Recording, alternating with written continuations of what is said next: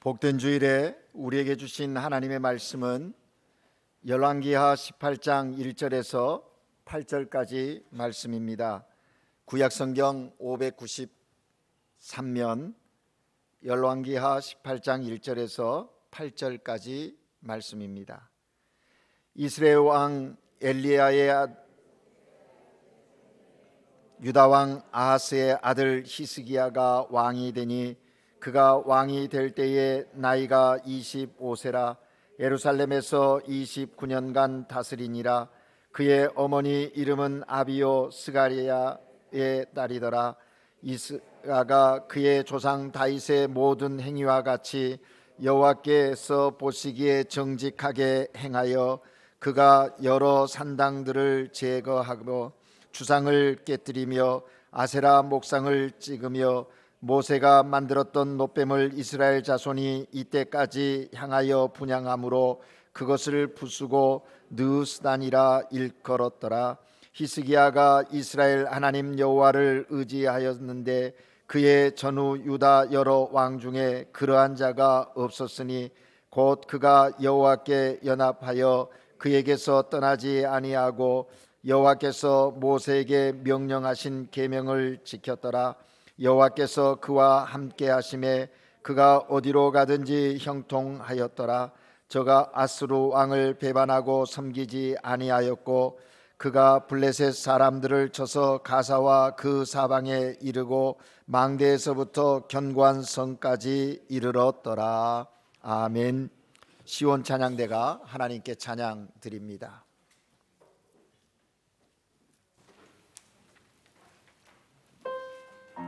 하나님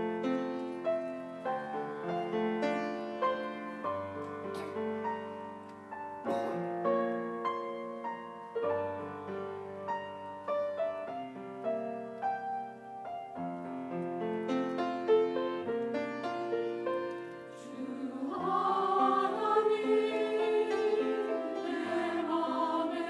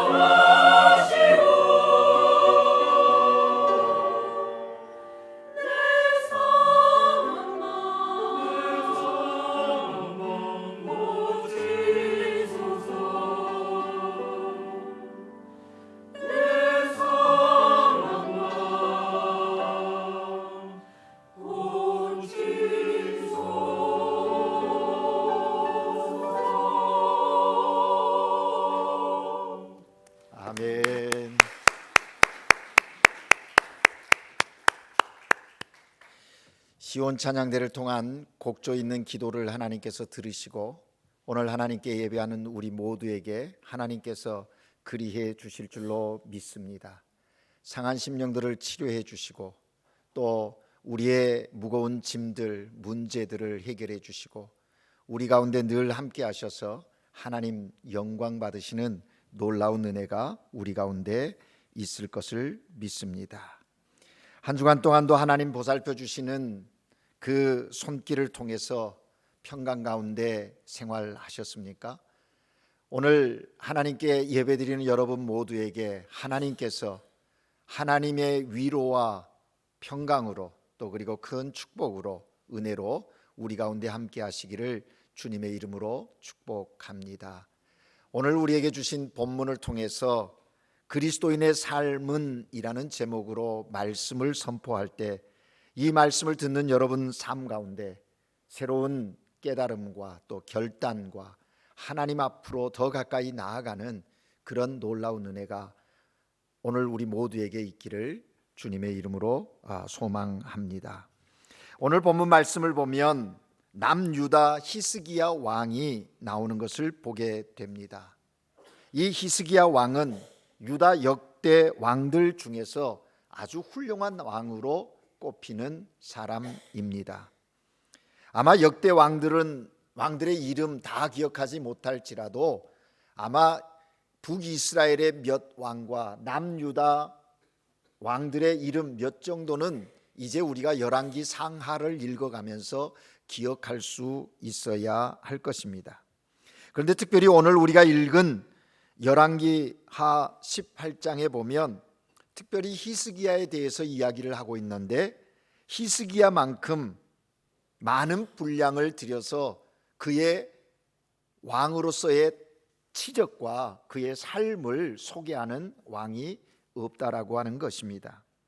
무려 히스기야에 대한 말씀이 열왕기하 18장, 19장, 20장을 할애하면서 그의 삶에 행한 행적들을 기록하고 있다는 것이죠. 우리가 이미 읽어서 알지만 대부분의 북이스라엘 왕이나 남유다의 왕들은 짤막짤막하게 소개를 했습니다. 그리고 하나님의 평가가 거기에 딸려 있었던 것이죠. 그런데 오늘 이 히스기야 왕은 정말 긴 분량을 히스기야의 그 다스림 29년이라는 시간의 다스림을 이야기하면서 있었던 사건들과 또 하나님의 평가를 기록하고 있다라는 것이죠. 오늘 이 아침 하나님은 히스기야의 삶을 통해서 우리 그리스도인이 어떤 삶을 살아야 하는지 우리에게 말씀하고 있습니다. 오늘 본문을 통해서 그리스도인으로서 삶을 살아가는 우리가 오늘 어떤 삶을 살아야 할 것인가, 히스기야의 신앙을 통해서 하나님의 음성을 들으려고 하는 것입니다. 히스기야의 신앙을 통해서 우리에게 말씀하시는 그리스도인의 삶은 무엇일까요? 먼저는 그리스도인의 삶은 하나님 보시기에 정직한 삶이어야 한다라는 것입니다. 오늘 본문 3절 말씀을 다시 한번 함께 읽겠습니다. 본문 3절을 한 목소리로 함께 읽습니다. 시작. 히스기야가 그 조상 다윗의 모든 행위와 같이 여호와께서 보시기에 정직하게 행하여. 아멘. 히스기야는 여호와께서 보시기에 정직하게 행했다라고 기록하고 있습니다.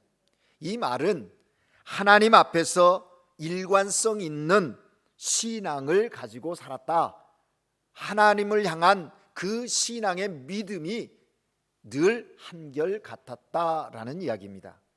물론 여러분 열왕기하 18장, 19장, 20장을 읽어보면 히스기야에게도 삶의 자리에 정말 왜 이런가라고 퀘션을 붙일 만큼 믿음 없는 사람처럼 보여지는 일들도 있습니다. 그럼에도 불구하고 하나님은 히스기야에 대하여 이야기를 할 때 또 이 열왕기 하를 기록한 역사가가 기록한 내용을 보면 히스기야는 하나님 보시기에 정직하게 행하였다라고 표현하고 있습니다. 스페인어 성경 NIV와 레이나 발레라에 사용하는 단어가 좀 다름을 볼 수가 있습니다. 여기 정직이라는 단어를 NIV에서는 로케 아그라다도 알 세뇨르 이렇게 번역했죠. 그러나 레이나 발레라에서는 로 렉도 안테 로스 오호 데 헤오바라고 기록하고 있는 것을 보게 됩니다. 또 우리말 쉬운 성경에 보면 이 정직이라는 단어를 옳은 일로 번역해 놓고 있는 것을 보게 되는 것이죠. 여러분, 하나님 보시기에 다윗과 같이 정직하게 행하였다라고 하는 이 좋은 평가를 받은 남유다의 왕 많지 않습니다. 남유다에 20명의 왕들이 있었는데 정직히 행하여라고 평가받은 왕은 총 8명이거든요. 그 중에 6명은 정직한데 앞부분은 긍정적으로 평가하고 뒷부분에 부정적인 평가가 따라오는 왕이 6명입니다. 그러나 이 히스기야와 요시야라고 하는 두 왕은 그런 부정적인 평가가 없이 하나님 보시기에 정직히 행하였다라는 그 평가로 끝을 내고 있는 것을 보게 됩니다. 우리는 이 히스기야의 하나님 보시기에 정직히 행함, 그것이 무엇인가 하는 것을 깊이 묵상해 보아야 한다라는 것이죠. 하나님 보시기에 정직하게 행하였는데 어떤 정직함인가? 다윗이 행한 그것처럼 다윗의 모든 행위와 같이 그렇게 히스기야도 행하였다라고 평가하고 있는 것이죠. 그러면 다윗이 행한 그 모든 행위는 어떤 것인가? 하나님이 기뻐할 만한 옳음의 행동이었다라는 것입니다. 바른 삶의 모습이었다라는 것이죠. 물론 여러분이 아시는데도 다윗에게도 잘못한 일들이 있었음을 기억하실 것입니다. 어떻게 이스라엘의 왕인 다윗이 그러한 일을 행하였는데 그를 옳다고 평가하시는가, 정직하다고 평가하시는가 의문을 가질 수도 있습니다. 그러나 여러분, 한편으로 보면 하나님이 보시기에 라고 하는 이 단어에 우리는 방점이 있음을, 중점이 있음을, 중심이 있음을 아셔야 합니다. 사람이 보기에 옳음이 아닙니다. 사람이 보기에 정직함을 말하고 있는 것이 아닙니다. 하나님 보시기에 다윗이 모든 행위를 행한 것처럼 히스기야도 정직하였다, 정직히 행하였다라는 것이지요. 여러분, 우리는 여기서 한번 생각해 볼 것입니다. 옳고 정직한 행동, 그것이 중요하지요. 그런데 잘한 일들에 대하여 우리가 남에게 해를 끼치지 않고 선한 일을 행하는 걸 참 옳은 일이라, 정직한 일이다, 바른 일이라 평가할 수 있을 것입니다. 그러나 자기 자신에게 있어서 정직함이라 하는 부분을 점검할 때는 분명히 내가 잘한 것만이 아니라 못한, 잘못한 것도 인정함이 정직함을 우리는 알아야 하는 것입니다. 여러분이 아시는 대로 다윗, 그는요 하나님 앞에서 정직히 살기를 힘썼던 사람입니다. 그는 흠과 티와 허물이 많은 인생이었지만 하나님을 향한 정직함이 그에게 있었다 하는 것이지요. 때로는 사람 앞에 감추고 또 새로운 사람들에게 힘겹게 했을지라도 하나님이 너 그것 잘못된 거야, 그렇게 해서는 안 돼, 그러한 삶을 살아서는 안 돼, 그런 생각 가져서는 잘못이야 라고 말할 때 그는 그 하나님의 지적하심에 대하여, 말씀하심에 대하여 정직하게 인정하고 받아들일 줄 아는 사람이었다라는 것이죠. 나단 선지자를 통해서 잘못을 깨우칠 때 하나님 앞에서 그는 정직하게 고백했던 것입니다. 자신이 죄를 지었노라고 정직하게 고백하였기에 하나님은 그를 용서하셨고 그를 다시 하나님의 마음에 합한 자로 하나님의 역사 무대에 온전히 사용하셨다라는 것입니다. 그렇습니다, 여러분. 그러한 다윗처럼 히스기야도 자신에게 잘못함이 있는 걸 알지요, 느꼈지요. 그럴 때 하나님 앞에 겸손히 나가 기도함으로 회개하고 돌이켜 하나님이 보시기에 정직함으로 행하였다라는 것입니다. 사랑하는 여러분, 우리의 신앙이 바로 서려면 하나님 앞에 정직해야 합니다. 때로는 우리는 하나님은 우리의 눈에 보이지 아니하니까 하나님은 무시하고 사람 앞에 정직함을 드러내려고 잘못된 생각과 행동을 할 때가 없지 않아 있지 않습니까? 눈 감고 아웅하기 식으로 사람들만 적당히 만족시키고 정직하게 행하면 된다라고 생각하는 것이죠. 사람에게 보이기 위한 정직, 그것이 하나님 보시기에 정직함인가, 우리는 다시 한번 물어보아야 한다라는 것이죠. 그래서 그리스도인의 삶은 항상 하나님 앞에서의 삶인 것입니다. 우리가 너무나 잘 아는 코람데오라는 하나님 앞에서라는 이 의식이 우리 속에 늘 있어야 한다라는 것이죠. 이것이 신앙의 가장 기본인 것입니다. 여러분, 왜 하나님의 자녀들인 이 땅의 그리스도인들이 하나님의 복을, 하나님이 주시는 참된 치유와 자유를 누리지 못하며 여전히 세상 사람들과 별반 다름이 없이 살아가는 이유가 무엇입니까?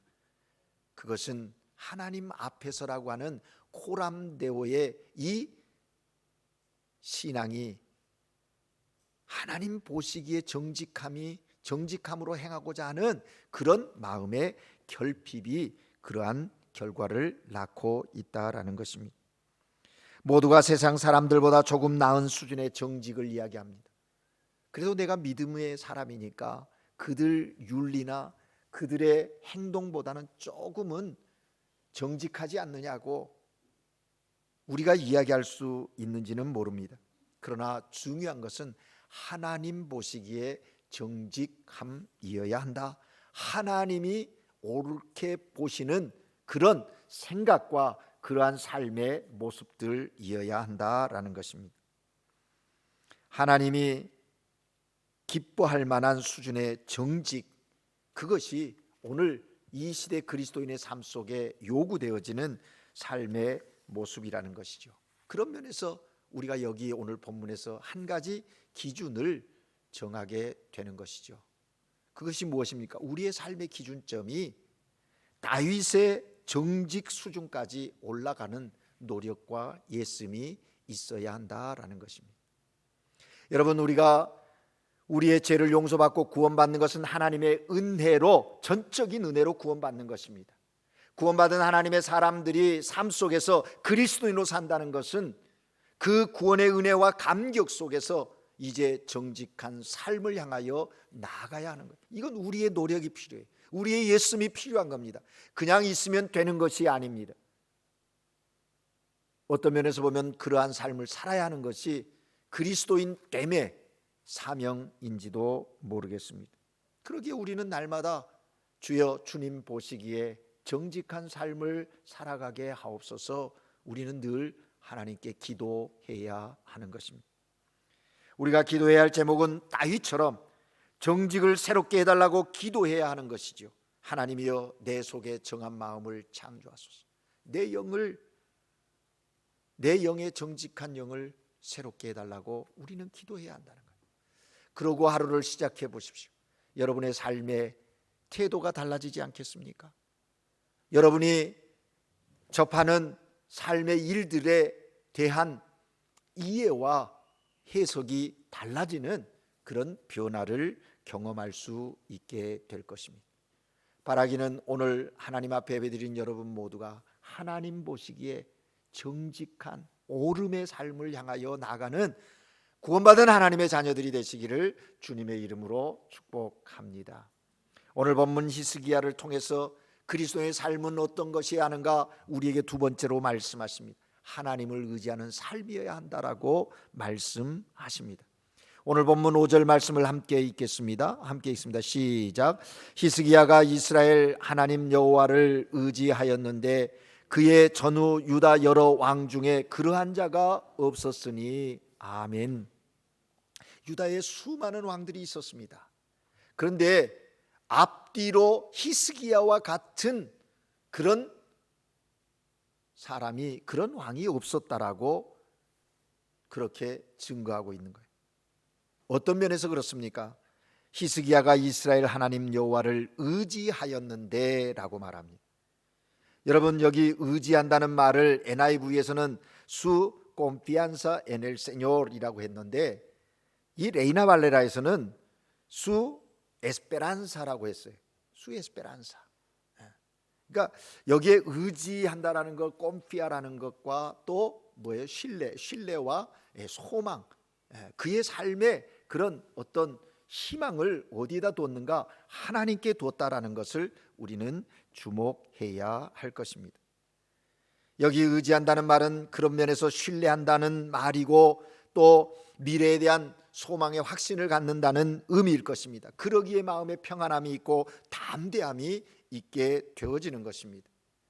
여러분, 오늘 본문을 읽어보면 히스기야가 정말 어려운 상황에 있게 된 거예요. 남유다의 왕으로 즉위하는 그때의 나이가 25살이었거든요. 젊은 청년의 때예요. 그런데 그 히스기야의 아버지 아하시야는 너무나도 정말 악한 왕으로, 아합의 버금가는 왕으로 평가되어지는 그런 아버지입니다. 그런데 그러한 가운데서도 히스기야가 정말 하나님 보시기에 옳음을 가질 수 있었던 것은 하나님을 의지하고 하나님을 신뢰했기 때문이다라는 것입니다. 여러분, 우리가 위기 상황에서 하나님을 의지하면 든든합니다. 하나님이 주신 평안을 느끼게 되는 거예요. 삶의 환경이나 상황이 우리를 뒤흔든다 할지라도 요동하지 않을 수 있다는 것입니다. 여러분, 그냥 여러분 듣기 좋으라고 이 말씀 드리는 것이 아닙니다. 여러분의 삶에 문제가 생기고 어려움이 있으면 스스로에게 이야기하십시오. 그리고 고백하십시오. 하나님께 고백하십시오. 내가 하나님께 소망을 두리라. 내가 하나님을 신뢰하니 내가 요동치 아니하리라 선언할 수 있는 여러분들 되시기를 주의 이름으로 축복합니다. 여러분, 히스기야가 이러한 신앙의 모습을 가지고 있었기에 그가 한 행동이 뭡니까? 오늘 본문 4절 말씀에 보면 히스기야가 우상으로 변질되어 있는 놋뱀을 부숴버리는 그런 담대한 일을 행하게 되었다는 거예요. 여러분, 모세의 놋뱀 하면 우리는 출애굽기로 넘어가야 되지요. 이스라엘 백성들이 원망하고 불평했을 때 뱀이 나와서 그들을 물어서 죽였습니다. 그때 모세가 하나님 앞에 나가 기도하지요. 그때 하나님께서 치료하는, 그 백성들을 치료하는, 살려내는 길이 지팡이에다가 구리뱀을 만들라는 거예요. 놋뱀을 만들어 달라는 거예요. 그 놋뱀을 보는 자들이 살 거다라고 했죠. 그래서 많은 사람들이 하나님의 그 치료와 회복의 역사를 경험했어요. 그런데 그 사건이 있은 후 500년이 지나왔는데 이 남유다 백성들은 그 하나님의 놀라운 은혜에 감사하기보다는 그 상징적인 놋뱀을 향하여 분향하였다라는 것입니다. 그것 역시 우상이 되어버리고 말았던 것이죠. 히스기야는 남유다 여러 산당들과 또 우상의 그 것들을 쳐부수고 깨부시고 정리하는 개혁을 이루었어요.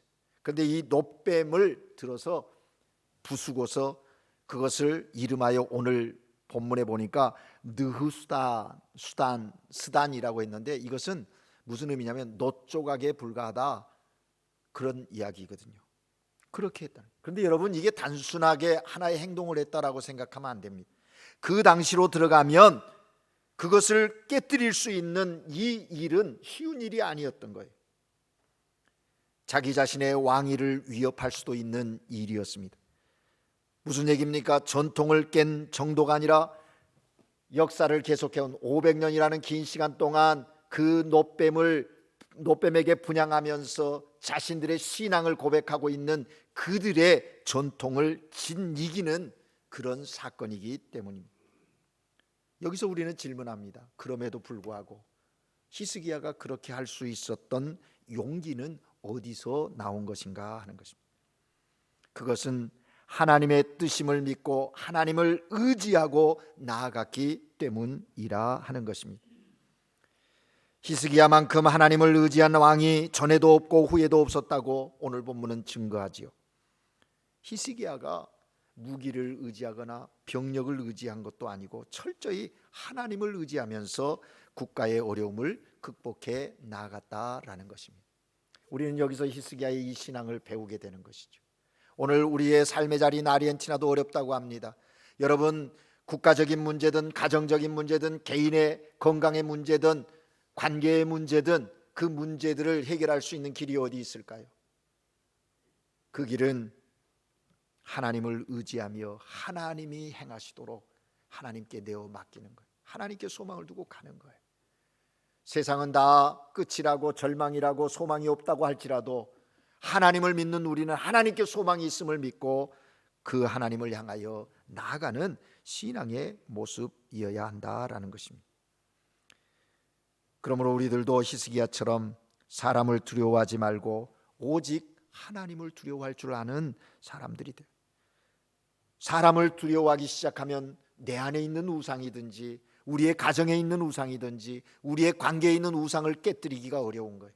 전통이다, 관습이다, 풍습이다, 그러한 것들로 인하여 내 안에 있는 우상들을, 우리 가운데 있는 우상들을 깨부실 수가 없다라는 것이죠.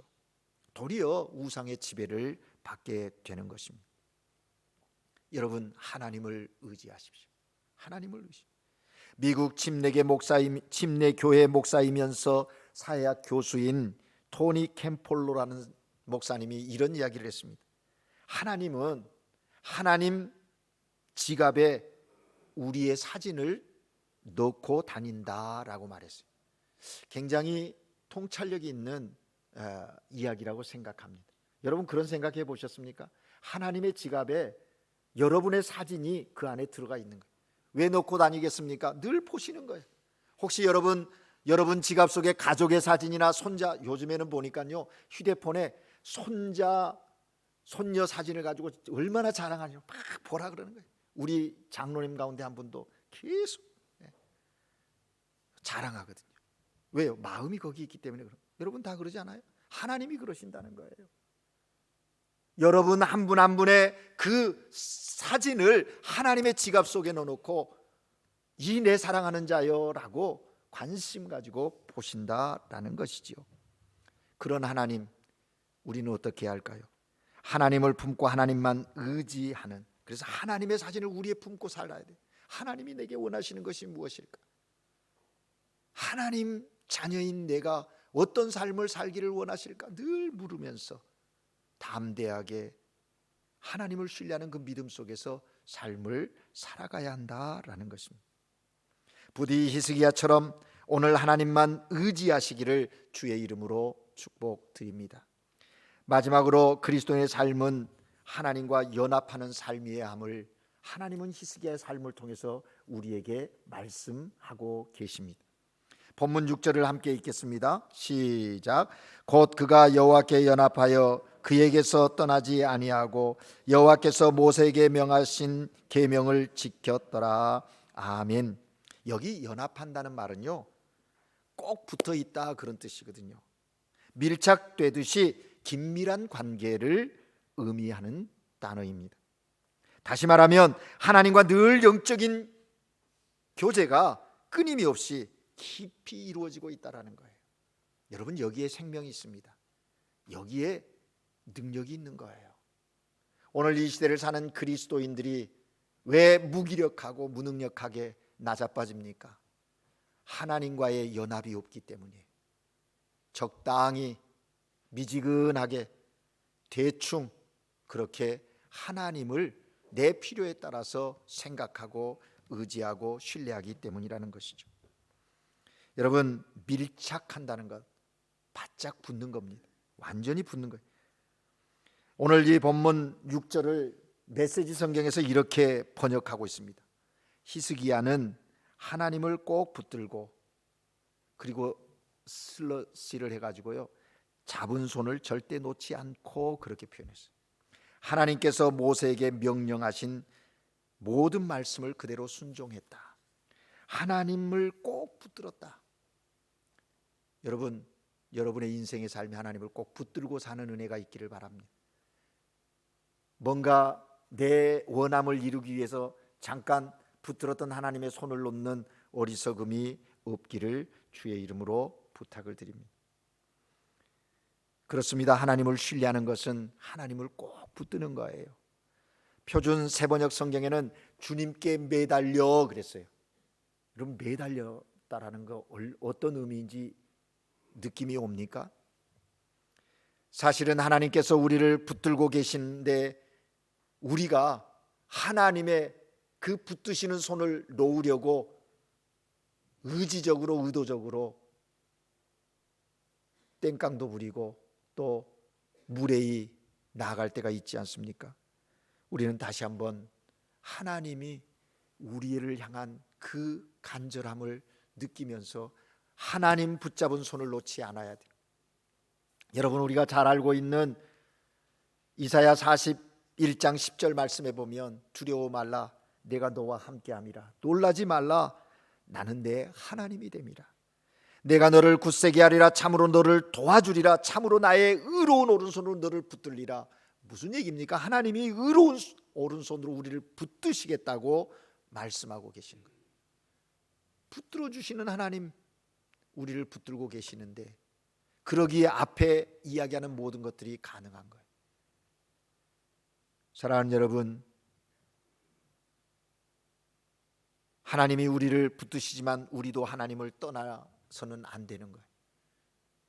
이스라엘 백성들 보세요. 하나님은 붙드시는데 붙들려고 하는데 끊임없이 하나님으로부터 떠나려고 세상의 유혹과 주변의 소리에 귀 기울이다가 결국은 방황하는 일들을 보지 않습니까? 여러분, 히스기야의 아버지 아하스처럼 하나님을 버리고 우상을 섬길 수도 있는 거예요. 선택된 이스라엘 백성인데, 그러나 히스기야는 하나님이 좋아서 하나님을 떠나지 않았고 하나님과 함께 살았다는 것입니다. 이것이 하나님 붙드는 거예요. 여러분, 믿음이 약한 사람들은 위기를 만날 때 헛된 것을 붙듭니다. 당황해서 붙들기도 하지만 뭔가 찾아보려고 하다가 엉뚱한 것을 붙잡는 거죠. 마치 히스기야의 아버지 아하스가 그랬던 것처럼 하나님을 신뢰하라고 분명히 하나님의 선지자 이사야가 아하스에게 말하거든요. 그런데 히스기야의 아버지 아하스는 그 하나님의 선지자 이사야의 말을 귓동에도 듣지 않습니다. 도리어 주변 강대국인 아수르를 의지하였다라는 것이죠. 그런데 그 아들 히스기야는 당시 힘든 상황 속에서도 환경 속에서도 어떻게 했습니까? 하나님을 붙들었다라는 거예요. 하나님을 붙들어. 그에게서 떠나지 않고, 그에게서 떠나지 않았. 하나님에게서 떠나지 않았다라는 거예요. 여러분, 하나님에게서 떠나는 것이 불행입니다. 하나님과 함께 있고 하나님께 붙들려 사는 삶이 행복인 것을 믿으시기 바랍니다. 삶이 어렵고 힘들어도 환경에 문제가 있어도 그것이 그렇게 중요한 거 아니에요. 전능하신 하나님이 하시고자 하시면 한순간에 그 모든 것을 반전시킬 수 있는 능력의 하나님이시. 내 생각에는 도저히 변화가 없을 것 같아도 하나님이 작정만 하시면 마음을 뒤집는 거예요. 사람을 붙여주시는 거예요. 환경을 변화시켜 주시는 거예요. 중요한 것은 우리가 하나님을 붙잡는 겁니다. 하나님과 연합하는 거예요. 여러분, 그런 어려운 환경 속에서도 히스기야가 그렇게 하나님을 붙잡고 여호와로부터 떠나지 않았던 그 근거가 어디 있는가? 우리는 오늘 본문 속에서 찾을 수 있어요. 본문 2절에 보면 히스기야의 어머니를 소개하고 있어요.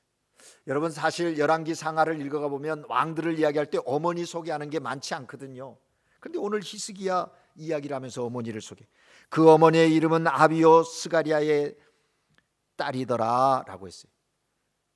이 히스기야의 이야기를 쓰고 있는 역대하 29장에 가보면 이 어머니의 이름이 아비야로 되어 있습니다. 아비, 열왕기 하에는 아비라고 했는데 역대하에는 아비야로 되어 있거든요.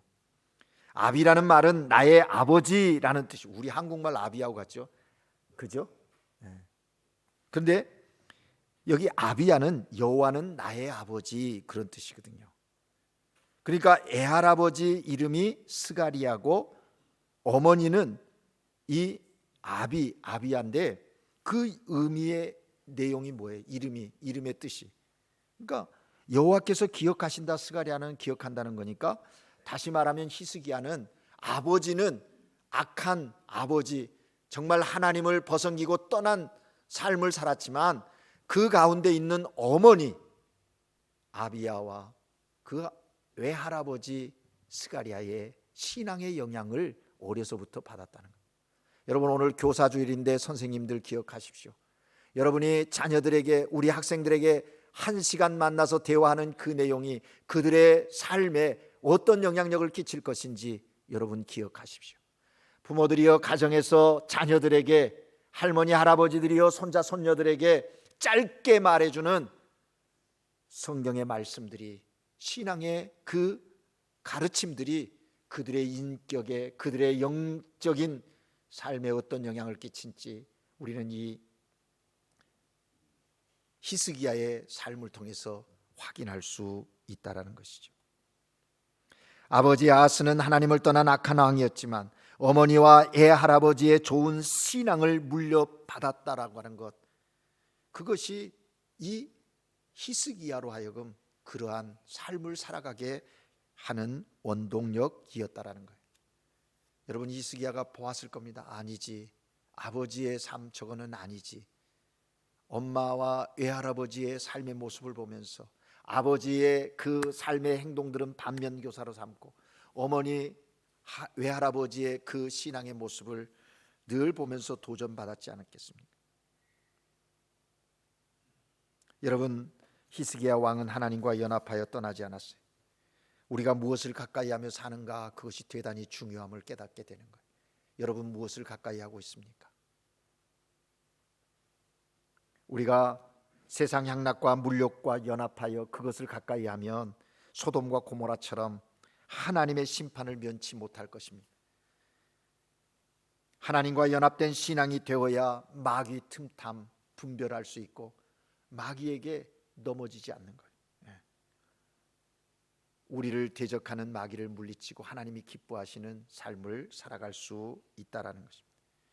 그렇습니다. 여러분, 우리들의 삶이 힘들고 어려울수록 우리는 하나님을 붙들고 하나님과 연합하는 삶을 살아가야 하는 것입니다.